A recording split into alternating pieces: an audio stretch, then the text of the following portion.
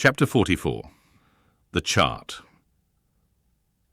Had you followed Captain Ahab down into his cabin after the squall that took place on the night succeeding that wild ratification of his purpose with his crew,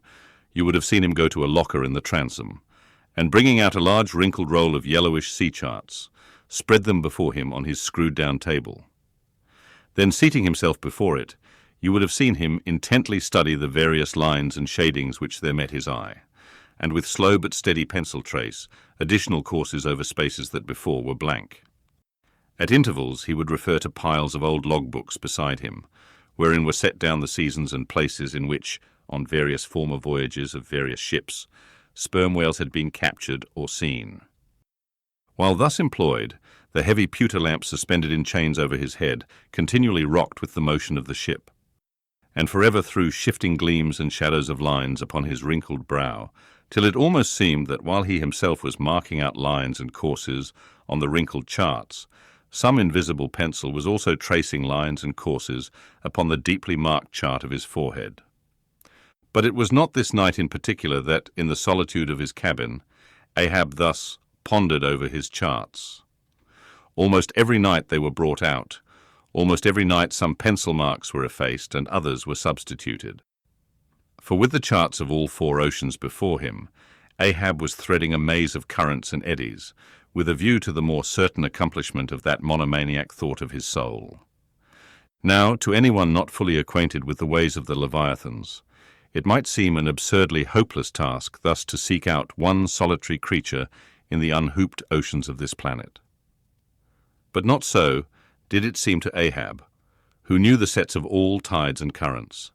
and thereby calculating the driftings of the sperm whale's food,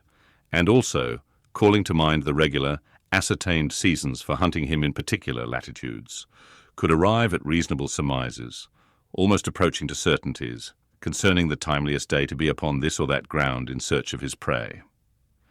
So assured, indeed, is the fact concerning the periodicalness of the sperm whales resorting to given waters, that many hunters believe that, could he be closely observed and studied throughout the world, were the logs for one voyage of the entire whale fleet carefully collated,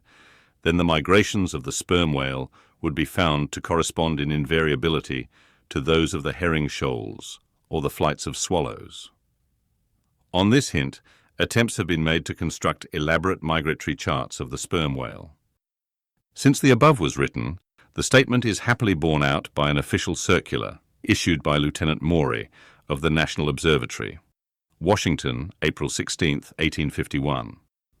By that circular, it appears that precisely such a chart is in course of completion, and portions of it are presented in the circular. This chart divides the ocean into districts of 5 degrees of latitude by 5 degrees of longitude, perpendicularly through each of which districts are 12 columns for the 12 months, and horizontally through each of which districts are 3 lines. One to show the number of days that have been spent in each month in every district, and the 2 others to show the number of days in which whales, sperm or right, have been seen. Besides, when making a passage from one feeding ground to another, the sperm whales, guided by some infallible instinct, say rather secret intelligence from the deity, mostly swim in veins, as they are called, continuing their way along a given ocean line with such undeviating exactitude that no ship ever sailed her course, by any chart, with one tithe of such marvelous precision. Though, in these cases, the direction taken by anyone whale be straight as a surveyor's parallel, and though the line of advance be strictly confined to its own unavoidable, straight wake, yet the arbitrary vein in which at these times he is said to swim generally embraces some few miles in width, more or less as the vein is presumed to expand or contract, but never exceeds the visual sweep from the whale ship's mastheads when circumspectly gliding along this magic zone. The sum is that at particular seasons within that breadth and along that path, migrating whales may with great confidence be looked for, and hence not only at substantiated times upon well-known separate feeding grounds could Ahab hope to encounter his prey, but in crossing the widest expanses of water between those grounds he could, by his art, so place and time himself on his way, as even then not to be wholly without prospect of a meeting. There was a circumstance which at first sight seemed to entangle his delirious but still methodical scheme. But not so in the reality, perhaps, though the gregarious sperm whales have their regular seasons for particular grounds. Yet in general you cannot conclude that the herds, which haunted such and such a latitude or longitude this year, say, will turn out to be identically the same with those that were found there the preceding season, though there are peculiar and unquestionable instances where the contrary of this has proved true. In general, the same remark, only within a less wide limit, applies to the solitaries and hermits among the matured, aged sperm whales. So that though Moby Dick had in a former year been seen, for example, on what is called the Seychelles ground in the Indian Ocean, or Volcano Bay on the Japanese coast, yet it did not follow that were the Pequod to visit either of those spots at any subsequent corresponding season, she would infallibly encounter him there. So too with some other feeding grounds, where he had at times revealed himself. But all these seemed only his casual stopping places and ocean inns, so to speak, not his places of prolonged abode. And where Ahab's chances of accomplishing his object have hitherto been spoken of, allusion has only been made to whatever wayside, antecedent, extra prospects were his, ere a particular set time or place were attained, when all possibilities would become probabilities, and as Ahab fondly thought, every possibility the next thing to a certainty. That particular set time and place were conjoined in the one technical phrase, the season on the line. For there and then, for several consecutive years, Moby Dick had been periodically descried, lingering in those waters for a while, as the sun, in its annual round, loiters for a predicted interval in any one sign of the zodiac. There it was, too, that most of the deadly encounters with the white whale had taken place.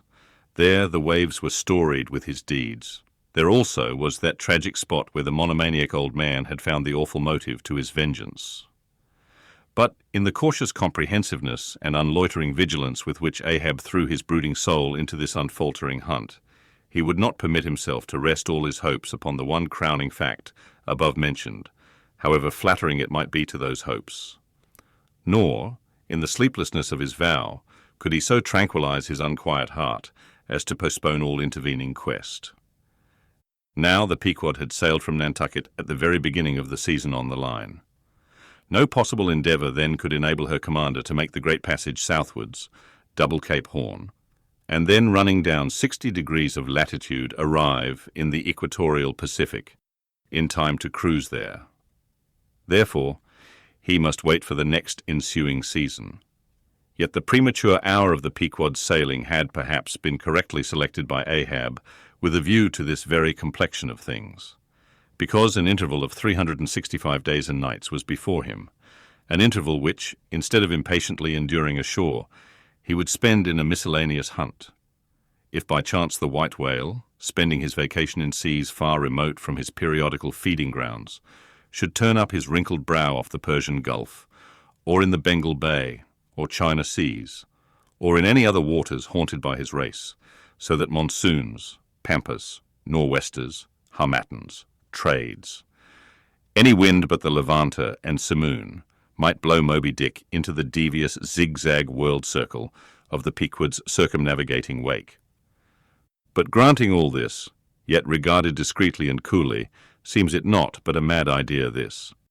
that in the broad, boundless ocean, one solitary whale, even if encountered, should be thought capable of individual recognition from his hunter, even as a white-bearded mufti in the thronged thoroughfares of Constantinople. Yes, for the peculiar snow-white brow of Moby Dick and his snow-white hump could not but be unmistakable. And have I not tallied the whale? Ahab would mutter to himself, as after poring over his charts till long after midnight he would throw himself back in reveries, tallied him, and shall he escape? His broad fins are bored and scalloped out like a lost sheep's ear. And here his mad mind would run on in a breathless race, till a weariness and faintness of pondering came over him, and in the open air of the deck he would seek to recover his strength.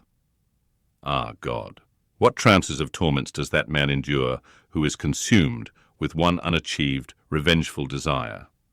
He sleeps with clenched hands, and wakes with his own bloody nails in his palms. Often, when forced from his hammock by exhausting and intolerably vivid dreams of the night, which, resuming his own intense thoughts through the day, carried them on amid a clashing of frenzies, and whirled them round and round and round in his blazing brain, till the very throbbing of his life, Spot became insufferable anguish, and when, as was sometimes the case, these spiritual throes in him heaved his being up from its base, and a chasm seemed opening in him, from which forked flames and lightnings shot up, and accursed fiends beckoned him to leap down among them. When this hell in himself yawned beneath him, a wild cry would be heard through the ship, and with glaring eyes Ahab would burst from his stateroom, as though escaping from a bed that was on fire. Yet these, perhaps instead of being the unsuppressible symptoms of some latent weakness, or fright at his own resolve, were but the plainest tokens of its intensity. For at such times, crazy Ahab, the scheming, unappeasedly steadfast hunter of the white whale, this Ahab that had gone to his hammock, was not the agent that so caused him to burst from it in horror again. The latter was the eternal living principle or soul in him, and in sleep, being for the time dissociated from the characterizing mind, which at other times employed it for its outer vehicle or agent, it spontaneously sought escape from the scorching contiguity of the frantic thing, of which for the time it was no longer an integral. But as the mind does not exist unless leagued with the soul, therefore it must have been that, in Ahab's case, yielding up all his thoughts and fancies to his one supreme purpose. That purpose, by its own sheer inveteracy of will,